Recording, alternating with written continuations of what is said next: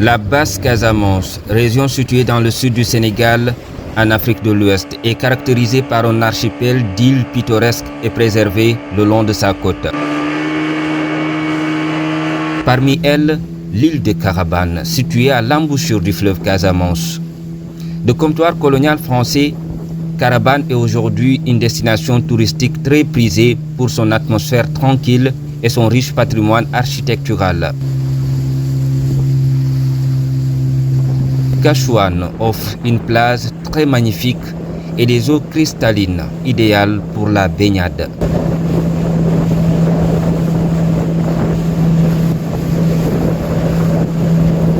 Ces îles de la Basse-Casamance offrent aux visiteurs une escapade tranquille loin de l'agitation urbaine. Elles sont appréciées pour leurs paysages spectaculaires, leurs plages immaculées, leur riche patrimoine culturel et leur biodiversité exceptionnelle. Malgré tout ce potentiel, ces îles de la Basse-Casamance risquent de disparaître de la carte géographique du Sénégal parce que fortement menacées par l'érosion côtière.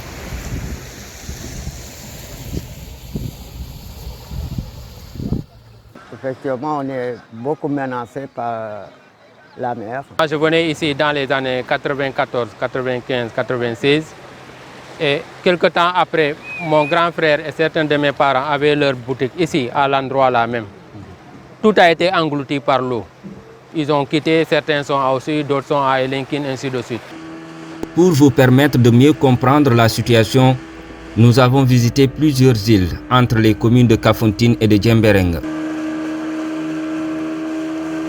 L'île de Djogé, première étape de notre incursion dans la zone. Sur place, le constat est unanime.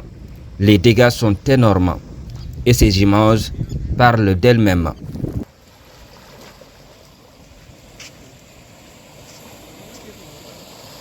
Toutes ces années-là, ça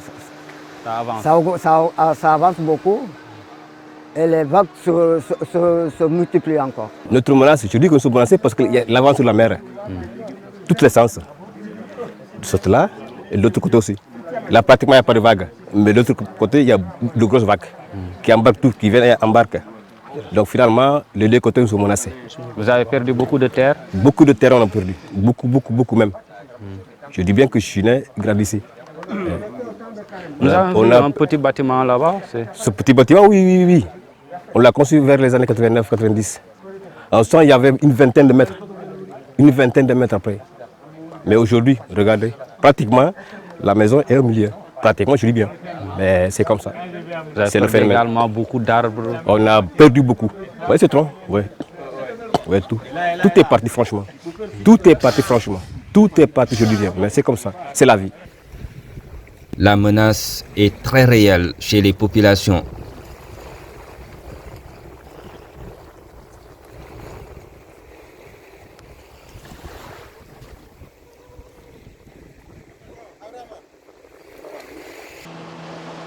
Au fur et à mesure que nous avançons dans les îles de la Basse-Casamance, nous constatons de plus en plus la gravité de l'heure dans ces lieux paradisiaques du sud du Sénégal.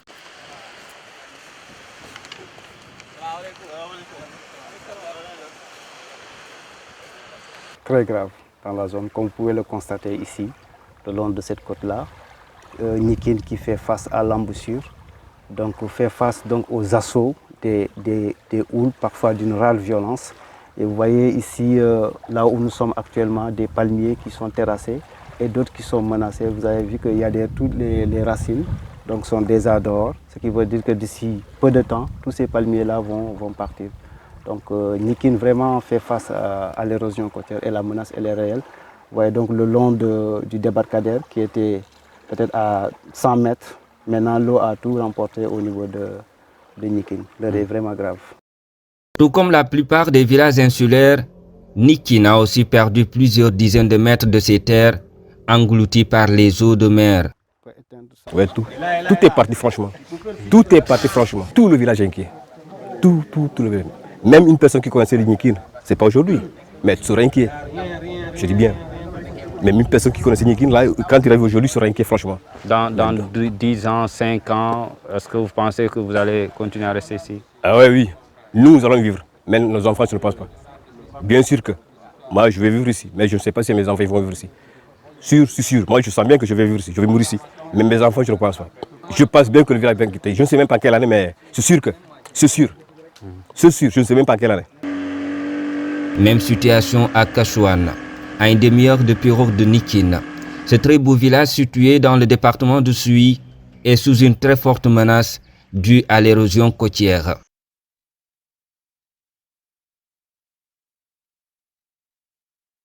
Ici, même le cimetière mixte du village n'est pas à l'abri des conséquences de l'avancée de la mer.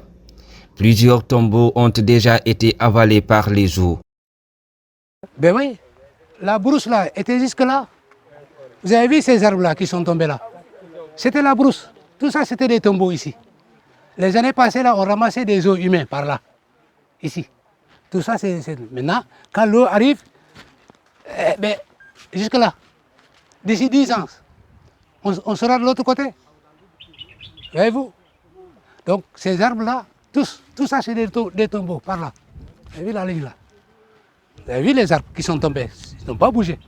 Voilà, c'est la brousse. C'est des tombes qui sont par là. Jusqu'à quand? C'est un cimetière mixte, ça? Oui, oui, c'est mixte. C'est un cimetière mixte. Depuis nos ancêtres jusqu'à nos jours, tout le monde enterre ici. Catholique ou musulman? Catholique ou musulman.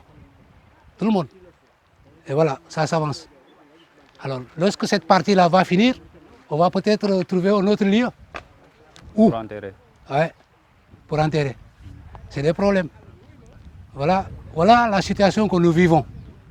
Et c'est un peu partout dans les îles de Oussouye, du département de Oussouye. Alors, donc voilà la situation.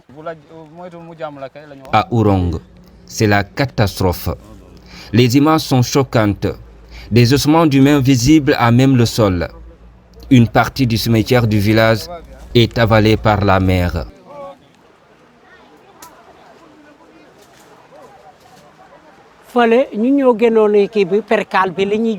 Nous avons ramassé un corps avec son linceul que j'ai enterré ici, dans ce cimetière.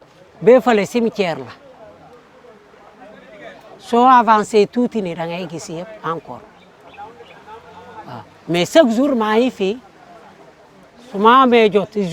quand j'ai le temps, je passe ici tous les samedis, voir s'il y a des ossements à l'air libre pour les enterrer de nouveau.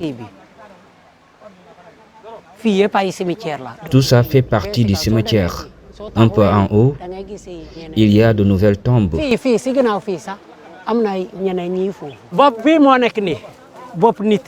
Ça, c'est le crâne d'un humain. Et ceci est la côte. Tu as vu à quoi ça ressemble?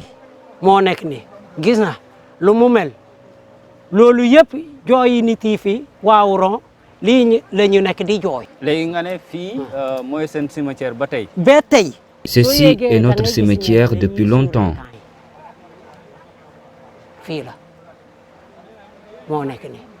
Après, je reviendrai récupérer ces ossements pour les enterrer.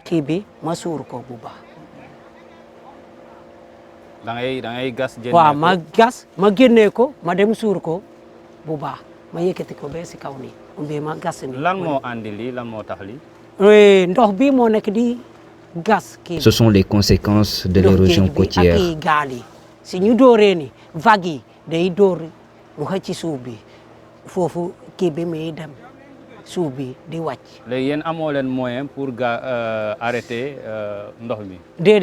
Nous n'avons pas les moyens de retenir la mer.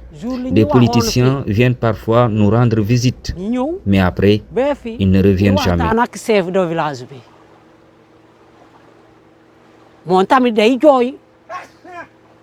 Politiciens pour ñi defal ni ñun fi pour ñi baare kii bi amul dañuy wax ba pare duñu def ñi jàpp yàlla dañu kii ñi jël bant ñi sandi fi ñi protéger moo gën mais da ngay suur nit ki du am ay kii ay weer ndox bi di kii bu njëkk ba fali la yëpp dafa dee. Waaw. Plusieurs cadavres sont dans les eaux. Mon grand-père, mes tantes maternelles sont dans la mer. Toujours sama papa yëpp. Nous n'avons pas les moyens. Yëpp sama bajani yëpp yu tom si kii bi yëpp yi foofu amul moyen. Loolu tax suñu kii ni ñi def ni gis na lii dañu ñëwaat gis na bi gis na kii bi moo nekk nii nit ki moo nekk nii yëpp moo nekk nii loolu tax dafa def danger lii la ñu nekk di jooy pour ku ñëw mu ñëw dimbali ñu ne si lii. Le premier adjoint au maire de Djembereng est dévasté par ce qu'il vient de voir.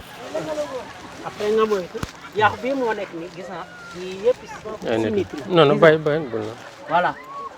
Bopp bi moo nekk nii. Nekk la waaw.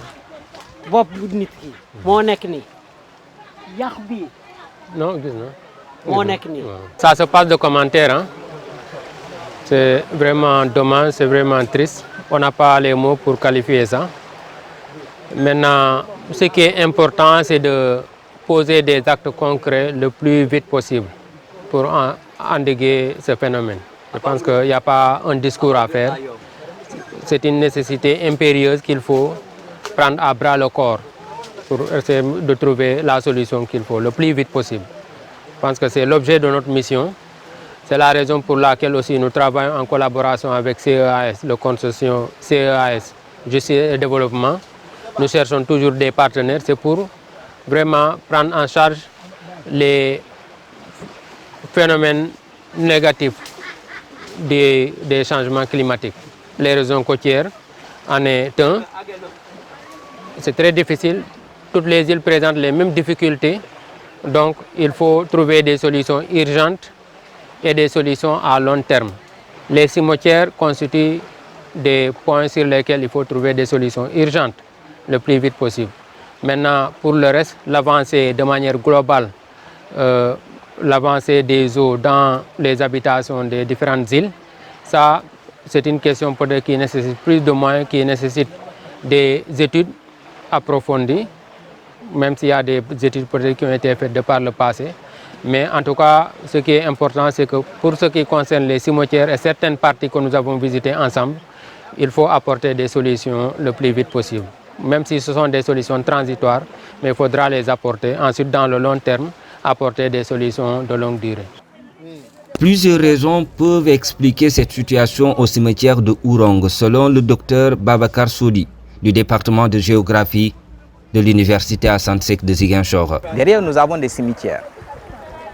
Quand l'eau avance, en période de marée, il y a juste à côté le sable qui s'effrite, d'accord, à cause du phénomène de la marée. En plus de cela, il y a un autre phénomène qu'on a récemment constaté, c'est que la situation là n'est pas simplement liée à l'avancée de l'eau, à l'érosion en tant que telle, mais aussi au ruissellement des eaux de pluie. Quand il pleut, et que les eaux de pluie commencent à ruisseler, vous allez voir que le sable qui est derrière moi s'effrite progressivement. Et dès lors que ça s'effrite, l'eau à son tour avec le phénomène des marées, lui aussi prend disons, la moitié, fait le reste du travail. Donc voilà la situation qu'il y a ici dans la zone de Ourong, située en Basse-Casamance. L'érosion côtière est la conséquence des changements climatiques, selon le docteur Boubacar Dembaba, géographe de formation. C'est les changements climatiques, c'est les conséquences des changements climatiques. Et Nikin, du point de vue de sa position géographique, comme je le disais tout à l'heure, il fait face à l'embouchure du fleuve Casamance. Donc, toutes les houles qui viennent donc, tapent sur la côte et les dégâts sont là. C'est ce qu'on constate ici sur le terrain, jusqu'à Djembereng. Donc c'est les mêmes conséquences qu'on voit partout, jusqu'à Kachouan, où nous allons visiter tout à l'heure. Donc c'est les mêmes conséquences. Menacés, les villageois ont décidé de faire face, mais avec les moyens du bord. À Djogé, par exemple, des épis sont mis en place pour repousser la mer. Le résultat est incroyable. Donc les feuilles là, à chaque fois, vous donnez un certain niveau. Donc les feuilles sont tissées et progressivement d'aller récupérer le sable. Ici, ce n'était pas comme ça. C'est pour arrêter et récupérer la terre, le sable. D'ailleurs, là où on était, l'eau était derrière. C'est juste là où ils font le drapeau. Vous voyez, tout est parti par la mer, c'est-à-dire que les arbres coupés là. Si vous les voyez, vous verrez que c'est comme ça que la mer était. Et c'est foncé vers et on l'a récupéré. C'est un travail qui mérite d'être loué, sincèrement. Parce qu'il a produit des résultats probants. Et quand on sait que nous sommes à l'heure de la gestion axée sur les résultats, là c'est un résultat probant que nous avons trouvé ici. Donc si je vois qu'aujourd'hui tout l'espace là est récupéré en quelques années, en 4 ans, je trouve que c'est une très bonne méthode. En tout cas qui est ici à Diogué. Je ne sais pas si elle peut être démultipliée ailleurs, mais c'est une méthode qui a porté ses fruits ici à Diogué. C'est une technique qui apparemment n'est pas trop compliquée, qui mérite un suivi régulier, mais qui n'est pas très compliqué. Donc avec une jeunesse engagée, avec une population engagée, je sais qu'ils peuvent avoir des résultats probants. Quand on estime la valeur de la surface qui a été récupérée, elle dépasse de loin l'énergie qui a été fournie pour le faire. Nous rendons grâce à Dieu. On avait cru que même cet atelier n'allait pas exister aujourd'hui. Beaucoup d'efforts ont été consentis par cet homme.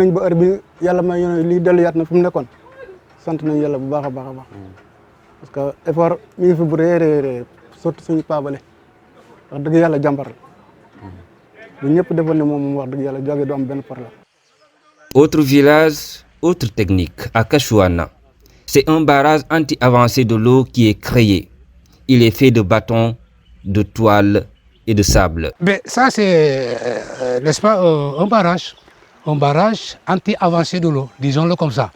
Parce que sinon, nous subissons une érosion terrible ici. Tout le long de la côte, là, l'avancée est énorme. L'eau avance terriblement. Et donc, on a décidé de retenir cette partie du village. C'est un campement qui est là, en face, devant vous, qu'on a loué à un toubab, qui permet quand même d'avoir des revenus pour le village. Et donc, pour préserver ce site-là, il faut donc faire un barrage anti-avancé de l'eau pour retenir, n'est-ce pas, le sable. Depuis quand vous avez installé ça? Eh bien, ça, on l'a initié depuis 1982. Et ça a porté ses fruits? Eh bien oui, ça a porté, vous avez vu, qu'on a même récupéré un peu de terre. L'eau était jusque là-bas, jusqu'au cocotier là. On a récupéré un tout petit peu. Et là, on ne peut pas aller plus loin, parce que quand c'est profond, ça devient beaucoup plus difficile à retenir. Donc on a décidé de s'arrêter là. Et depuis quelques années, vraiment, chaque 2 ans, on revient, on refait, parce que le bois pourrit. Et depuis lors, l'eau n'avance pas? Non, non, non, pas du tout. À moins que ça se détruit, le bois là, mais il faut remplacer régulièrement, tous les 2 ans. Tant qu'on n'a pas les moyens, on est obligé de faire ça. Et depuis ce temps, on n'a pas eu d'avancée de la mer. Comment vous est venue l'idée de créer ça? L'idée, c'était, on a débuté par les racines du palétuvier. On a dit qu'est-ce qu'il faut pour arrêter. Et pourtant, nos anciens, ils avaient fait des maisons avec des racines de palétuvier. Et de là, on a dit, pourquoi pas ne pas le faire, la même chose. Mais les racines, avec l'eau, ça ne tient pas longtemps, ça pourrit, parce que ça a une épaisseur d'un doigt. Et là, on s'est dit que pourquoi pas ne pas prendre les bâtons. Les bâtons, lorsqu'on a débuté, on avait eu l'idée de dire que si on les coupe, et si on les met, ça pourrit aussi dans peu de temps, c'est-à-dire dans 2 ans. On les fait sécher au soleil durant 2, 3, 4 mois. Et après, ils sont devenus costauds, très costauds, comme le bois rouge. Quand on les plante, c'est pour 3 ans, 4 ans. Mais à fur et à mesure, on ne les laisse pas pourrir d'un seul coup. on regardait ceux qui sont pourris, on les remplace. Et donc, depuis ce temps jusque-là, on a vu que vraiment ça tient. Pour arriver à mettre ce barrage, les populations sont obligées de couper la mangrove malgré les interdictions. N'est-ce pas un mal nécessaire? C'est un mal nécessaire, tout à fait. Parce que quand même, on le fait malgré nous, parce qu'on a besoin de ça. Nous sommes des pêcheurs. Nous avons besoin de l'eau. L'eau, là, est notre principale ressource. Mais si la mangrove se détruit, le poisson, il va partir. On va avoir le poisson où? Mais on ne peut pas ne pas y aller parce que aussi la terre est en train de partir. On va habiter où? Et donc, comme vous l'avez dit, c'est vraiment un mal nécessaire. Nous allons le couper. Les eaux et forêts sont venus à plusieurs reprises, mais on leur a dit qu'il faut qu'on coupe le bois parce qu'on a besoin de protéger notre terre. Et on le fera. Malgré les efforts des populations, la situation persiste encore. L'inquiétude est de mise, d'où cet appel des villageois. Aujourd'hui, celui qui pense le cimetière, pense l'avenir du village. Parce que chaque personne, chaque jour que Dieu fait, pense qu'un jour, il viendra, il va se reposer au cimetière. C'est vraiment un contraste inquiétant auquel il faudrait trouver des solutions le plus vite possible. Parce que nous l'avons vu, dans certains endroits, même les cimetières sont menacés, là où reposent ce que nous avons de plus cher, là où les endroits qui constituent notre destinée finale sont menacés. Je pense à Kechouan, je pense à Ouron, où nous nous trouvons actuellement. Vraiment, nous voyons l'eau envahir les cimetières et récupérer des ossements humains, ce qui est vraiment triste, ce qui est dommage. Maintenant, phénomène auquel vraiment il faut trouver des solutions urgentes. L'érosion côtière est une réalité dans la quasi-totalité des îles de la Basse-Casamance et dans le village de Kafountine, où au moins un réceptif hôtelier est avalé par les eaux. Le quai de pêche fortement menacé.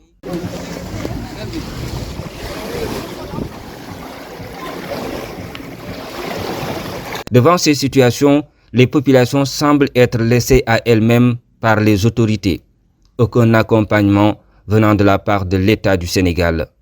Seulement, quelques organisations non gouvernementales à l'image du projet de renforcement de la résilience économique et environnementale des zones côtières les plus vulnérables au changement climatique dénommé Réseau Casamance, dont la mission est de renforcer la gouvernance écologique locale, accompagnent les populations dans cette lutte interminable contre l'avancée de la mer en Casamance.